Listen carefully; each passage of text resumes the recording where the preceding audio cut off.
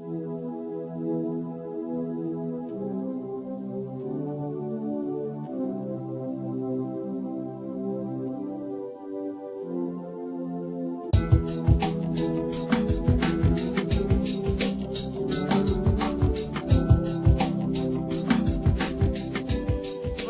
Michelisa, vous êtes directrice de la nouvelle grande bibliothèque à Nice. Dans quelle partie du cerveau on se trouve? Alors, vous êtes ici dans la partie que l'on appelle la tête carrée, qui est donc la transposition en grandeur d'immeuble de la même tête carrée du sculpteur Sacha Sosno. Cette partie concerne exclusivement les bureaux et le service informatique de la bibliothèque. Elle ne se visite pas, sauf de l'extérieur, où elle a un aspect monumental tout à fait exceptionnel et qui est devenu un des grands attraits de la ville de Nice. Ici, on est tout en haut? Tout en haut, vous êtes ici au 4e étage. Et vous pouvez admirer la vue que l'on a, circulaire, que l'on a sur Nice. Il y a quelques jours, on a fait une inauguration extraordinaire de ce lieu. Merci. Extraordinaire. Avec quelques jours de recul, vos impressions? L'inauguration a été une très grande fête pour le public et aussi une très grande fête pour le personnel de la bibliothèque et qui a mené remarquablement à bien une tâche difficile et en très peu de temps, puisque nous n'avons fermé que 3 mois entre le moment où nous avons fermé la précédente centrale et le moment où nous avons ouvert celle-ci, ce qui est un record inégalé à ce jour dans l'existence des grandes bibliothèques.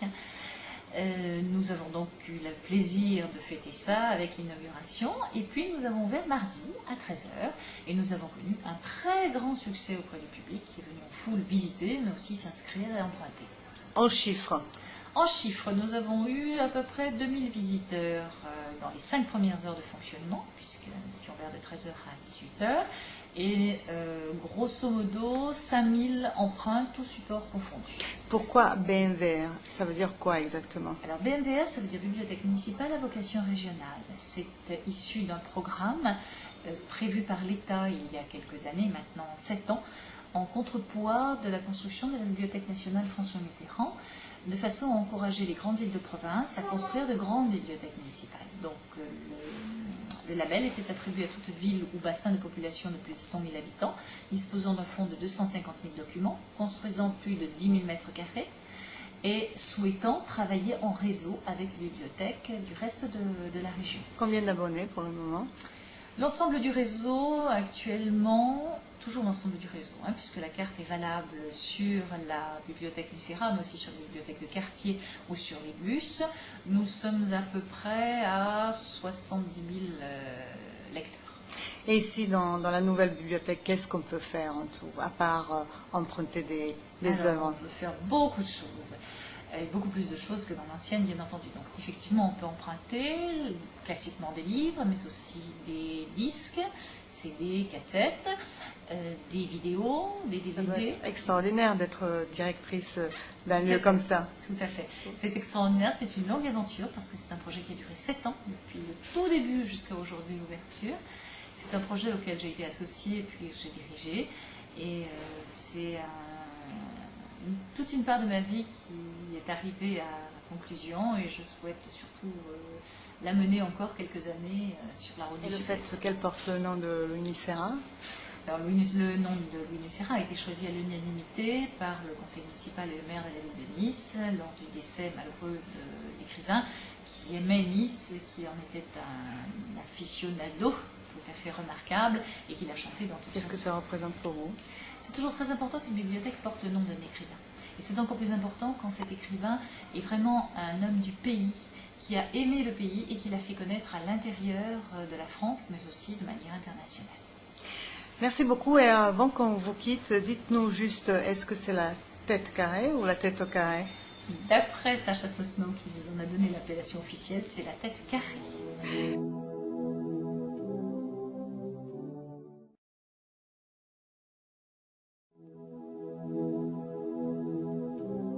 Nous avons réussi en le transformant non seulement en un lieu de préservation de nos collections, mais aussi, monsieur le ministre, dans un lieu d'action et de dynamisation culturelle.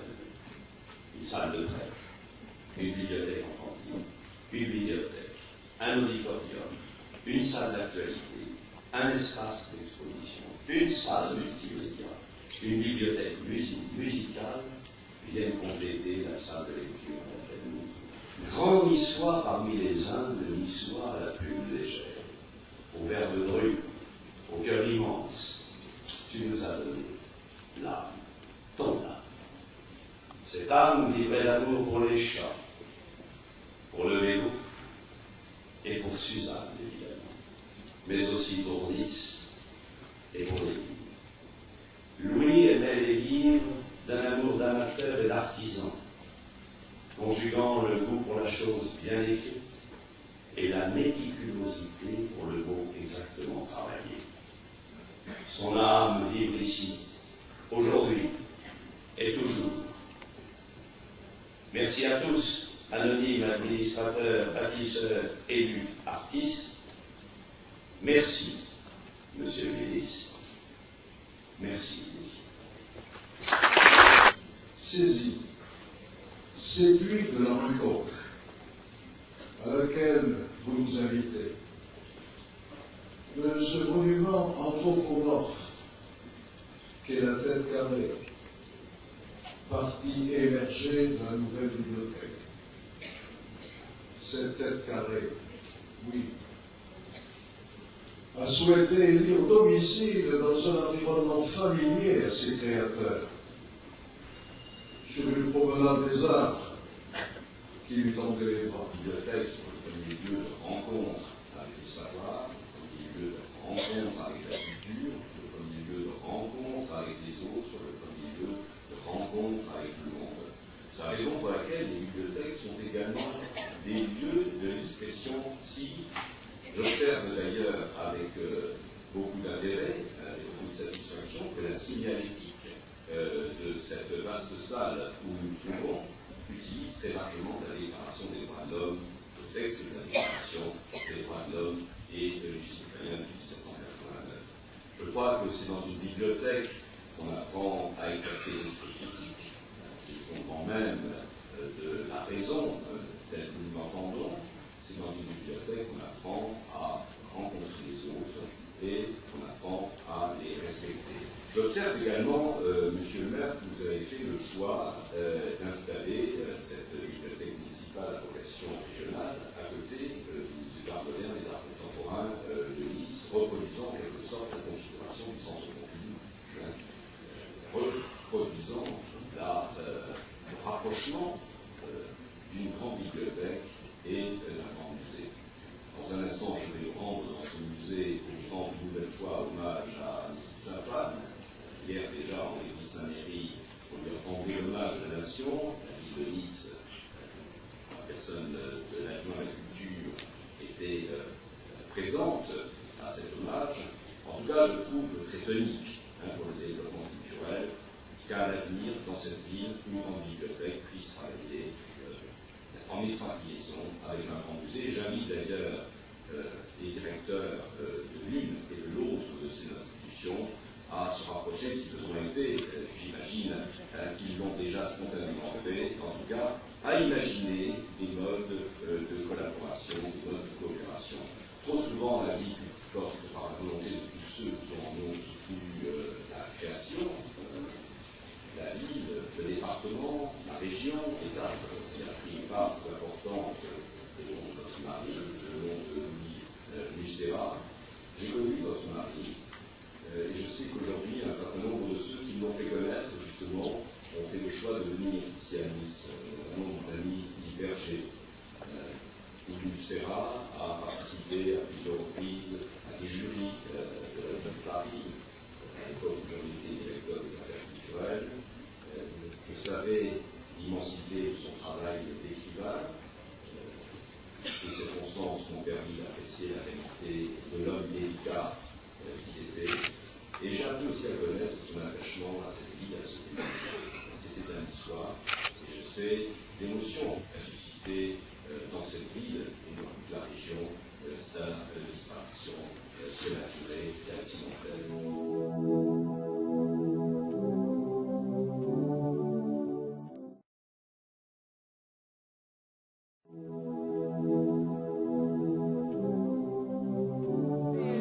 Qui m'ont visité, vous avez vu comment ça se passe C'était quoi? dans la bibliothèque. Je l'avais déjà visité avant. Oui. J'ai quand même quelques prérogatives qui me permettent de voir les choses avant les Vous autres. êtes content maintenant avec un J'étais très extérieur. agréablement surpris parce que je trouve que l'aménagement mobilier améliore grandement le volume qui était quand même un peu difficile à traiter. Je trouve que le résultat est correct. Mais c'est une très longue histoire. Une longue histoire d'amour avec... Non, c'est pas une grande histoire d'amour, c'est une très longue histoire, ce musée, cette bibliothèque. Et j'ai eu très peur à un moment donné du choix du maire. Parce j'ai eu peur qu'il ne suive pas son choix jusqu'au bout. Pourtant, il a fait. Il y a quelques personnes qui l'ont aidé à le faire. J'en fais peut-être partie, pas sûr, mais j'en fais peut-être partie. C'est-à-dire bien de faire une sculpture et pas un bâtiment. Merci.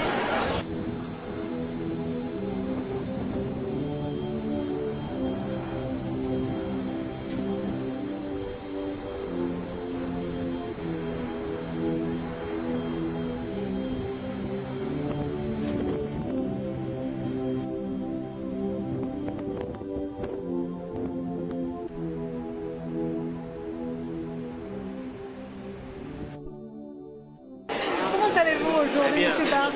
C'est une journée merveilleuse. La bibliothèque, elle vous plaît? La Vous l'avez bibliothèque déjà me plaît. visitée, Je l'ai mais... visitée, on y a travaillé depuis des années dessus.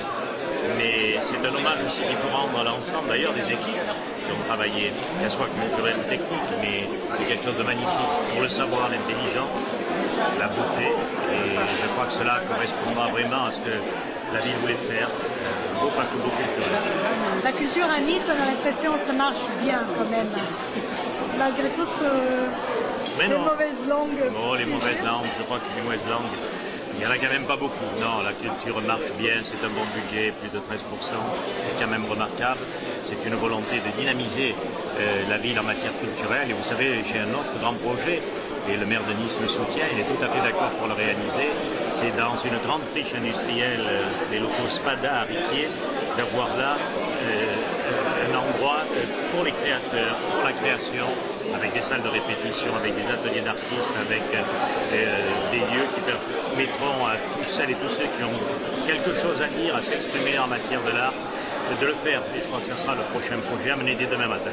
Retournons en bibliothèque, 4 bibliothèques cette année. Oui. C'est pas rien quand même. Non, il y en a 4. On ouvrira à la fin de l'année la bibliothèque Saint-Augustin. L'an prochain, celle de Coccade, puis celle de Saint-Roch et de l'Ariane en même temps. Ce sont des programmes qui sont ou terminés pour un d'entre eux et quasiment faits pour un autre, et qui sont financés pour les deux autres. Donc ce sont des projets réels. C'est bien d'avoir un grand vaisseau comme celui que nous venons d'inaugurer. C'est aussi bien, étant donné la géographie de notre ville, que d'avoir un maillage de bibliothèques dans l'ensemble de la ville, pour que ceux qui sont à l'extérieur ne soient pas obligés de venir chercher un livre et perdre une heure en voiture. Autant laisser la ville aux piétons et apporter la culture et tout ce dont les gens ont besoin sur les collines, dans les quartiers périphériques. Et encore une chose très très importante, c'est que la ville de Nice est la seule, avec la ville de Limoges, où le prêt... Le prêt de livres est gratuit. Quasiment aucune ville, et vous le dites avec raison, sauf celle de Limoges, ont choisi cela. Ça demeurera chez nous. Et ce qui me plaît à remarquer, c'est qu'au moment où on ouvre cette grande bibliothèque, non seulement nous n'enfermons pas une seule, mais nous allons dans les 2 ans à venir en ouvrir 4 de plus. Je crois que c'est la symbolique de la volonté culturelle du maire et de l'équipe municipale. Et c'est la preuve que la ville de Nice, la culture dans la ville de Nice, est à la portée de tout le monde. De tout le monde, c'est cette volonté-là. Il faut que la culture, c'est un bien à partager. Alors nous voulons la partager avec l'ensemble des Niçoises et des Niçois.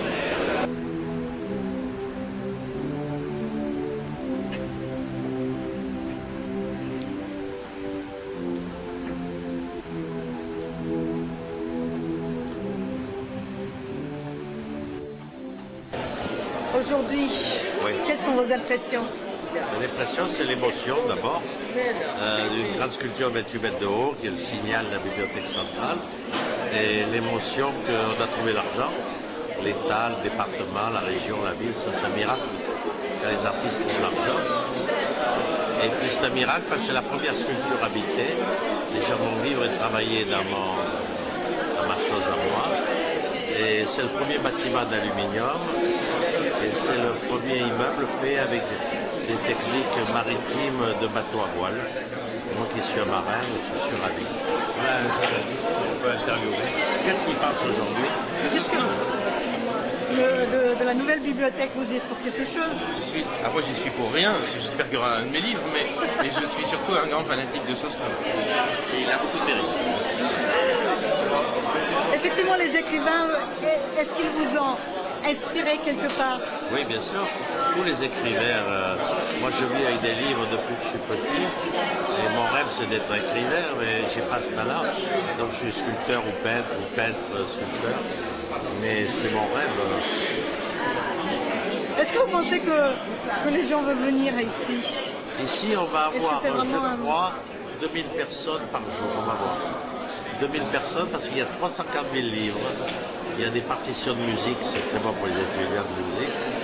Il y a des disques, il y a des revues, parce que où elles sont très chères, on ne peut pas les trouver. Donc des revues, des disques, des partitions de musique, 350 000 livres. 2000 personnes vont venir tous les jours ici, plus qu'au musée. Il y aura plus de visiteurs pour la bibliothèque que pour le musée.